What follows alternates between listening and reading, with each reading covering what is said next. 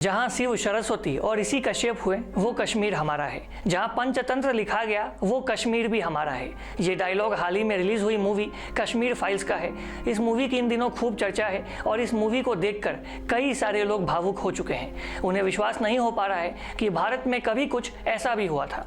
लेकिन ये हमारे देश का दुर्भाग्य है कि कश्मीर के इस सच्चाई को कई वर्षों तक लोगों के बीच पहुँचने नहीं दिया गया और ये सब कुछ हमारे देश में सेकुलरिज्म के नाम पर किया गया। जिस कश्मीर में कश्मीरी पंडित हजारों सालों से रहते आ रहे थे, जो कभी ऋषि कश्यप की भूमि थी, जहां दरिया है, पहाड़ है, कुदरत की नक्काशी है, उसी कश्मीर में मजहब के नाम पर कत्लेआम हुआ था।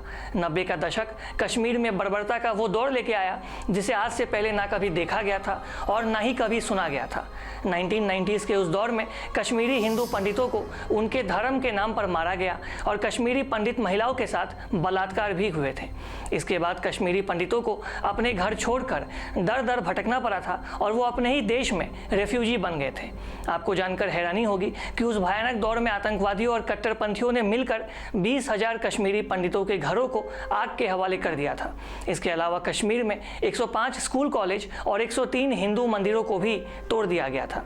एक आंकड़े के मुताबिक 1100 से ज़्यादा कश्मीरी पंडितों की बेरहमी से हत्या भी कर दी गई थी। वर्ष 1947 तक कश्मीर में हिंदुओं की आबादी 15% थी, जो वर्ष 1981 में सिर्फ 5% तक आ गई थी। वहीं वर्ष 1990s के बाद कश्मीरी पंडितों की संख्या कश्मीर में सिर्फ 0.1% ही रह गई थी। लेकिन इस क्रूरता का आगाज तो 10 साल पहले यानी कि वर्ष 1980s में ही शुरू हो चुका था। 80 का दशक समाप्त होते होते पाकिस्तान में आतंक की ट्रेनिंग शुरू हो चुकी थी। सैयद सलाउद्दीन और यासीन मलिक उन आतंकवादियों में से थे जिन्होंने सबसे पहले कश्मीर में बंदूक को लहराया था। पहली बार धर्म के नाम पर कश्मीर की आवाम को बांटा जाने लगा। स्थानीय लोगों के दिमाग में जहर भरा जा रहा था। बड़ी संख्या में कश्मीर के अंदर युवाओं ने हथियार उठा लिए थे और कश्मीर में 90 के दशक का वो खूनी खेल शुरू हुआ जो आज तक कश्मीर में जारी है। वर्ष 1989 में कश्मीर में आतंकवाद का दौर विस्तार लेने लगा। हिजबुल मुजाहिदीन और JKLF ने कश्मीर में जिहाद का ऐलान कर दिया था, जिसके बाद मौत का तांडव शुरू हुआ और हिंदुओं पर गोलियां बरसाई जाने लगी। कश्मीर में कश्मीरी पंडितों के बुरे दिन की पहली आहट 14 सितंबर 1989 को आई। भाजपा के राष्ट्रीय कार्यकारिणी के सदस्य और कश्मीरी पंडित तिलक लाल टपलू की JKLF ने हत्या कर दी। इसके बाद जस्टिस नीलकांत गंजू की भी गोली मारकर हत्या कर दी गई। उस दौर के अधिकतर हिंदू नेताओं की हत्या कर दी गई और 300 से ज़्यादा कश्मीरी हिंदुओं को आतंकवादियों और कट्टरपंथियों ने मौत के घाट उतार दिया था। इस्लामिक कट्टरपंथियों के द्वारा वर्ष 1989 में कश्मीर के भीतर इस्लामिक ड्रेस भी लागू कर दिया गया था। कश्मीर के उर्दू अखबार भी कश्मीरी पंडितों को परेशान करने लगे। हिजबुल मुजाहिदीन ने एक अखबार में लिखा कि सभी हिंदू अपना सामान बांधे और कश्मीर छोड़कर चले जाएं। घाटी की कई मस्जिदों पर कट्टरपंथियों ने उस समय कब्जा कर लिया था और इन मस्जिदों से हिंदू विरोधी भाषण भी दिए जाने लगे। इन मस्जिदों से ऐलान किया जाने लगा कि कश्मीरी पंडित या तो कश्मीर से भाग जाएं या तो इस्लाम धर्म कबूल कर लें, वरना मरने के लिए तैयार हो जाएं। जिस समय कश्मीरी पंडितों पर अत्याचार का काला अध्याय लिखा जा रहा था, उस वक्त कश्मीर के मुख्यमंत्री फारूक अब्दुल्ला थे। वर्ष 1989 के जुलाई से लेकर नवंबर तक करीब 70 आतंकवादियों को जेल से रिहा कर दिया गया था। ये आतंकवादी उस समय जेल से क्यों छोड़े गए थे, इसका जवाब आज तक किसी को नहीं दिया गया। लेकिन फिर कश्मीर में जो कुछ हुआ, जो तांडव हुआ, उसे पूरी दुनिया ने जरूर देखा। 14 अगस्त 1993 को डोडा में बस रोककर 15 हिंदुओं की हत्या कर दी गई। वहीं 21 मार्च 1997 को जम्मू के संग्रामपुर में घर में घुसकर 7 कश्मीरी पंडितों को किडनैप कर मार डाला गया।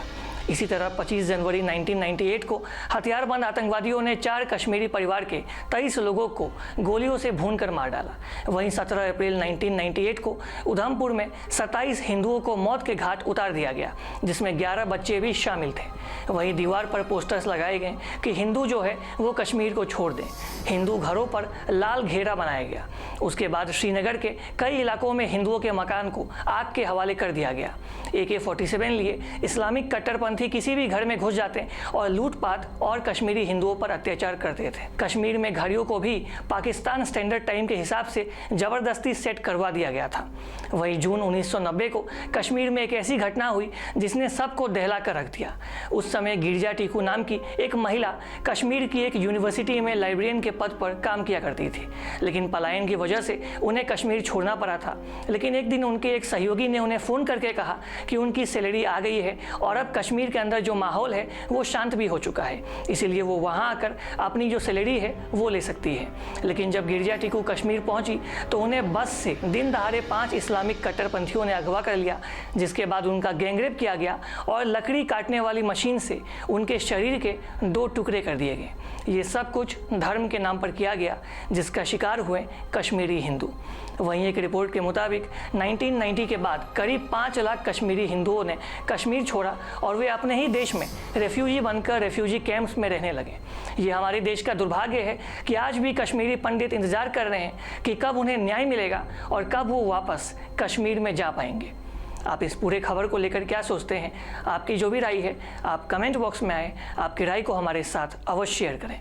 और अधिक खबरों के लिए आप लगातार देखते रहिए ईस्ट न्यूज़। हमारे फेसबुक, यूट्यूब, इंस्टाग्राम पेज को लाइक करें, शेयर करें और सब्सक्राइब करें। तब तक के लिए आप सभी को हमारा धन्यवाद।